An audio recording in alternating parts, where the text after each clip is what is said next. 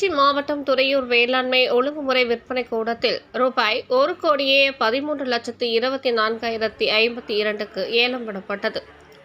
துறையூர் வேளாண்மை விற்பனை கூடத்தில் வேளாண்மை விற்பனைத்துறை அலுவலர் மேற்பார்வையில் பருத்தி ஏலம் நடைபெற்றது.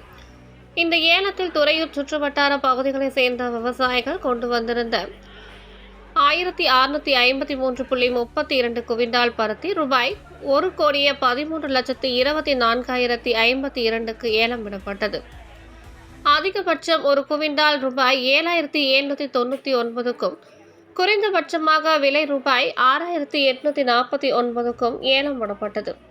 இந்த ஏலத்தில் பெரம்பலூர், கொங்கனாபுரம், பன்ருட்டி, மகுடன் சாவடி, கும்பகோணம், செம்பனார் கோவில், நாமக்கல், பெரக்கம்பி, விழுப்புரம், கரூர் உள்ளிட்ட பகுதிகளில் இருந்து வியாபாரிகள் மற்றும் 400க்கும் அதிகமான விவசாயிகள் கலந்து கொண்டனர். துறையூர் வேளாண்மை ஒழுங்குமுறை விற்பனை கூடத்தில் 1 கோடி ரூபாய்க்கு மேல் பருத்தி ஏலம் நடைபெற்றது குறிப்பிடத்தக்கது.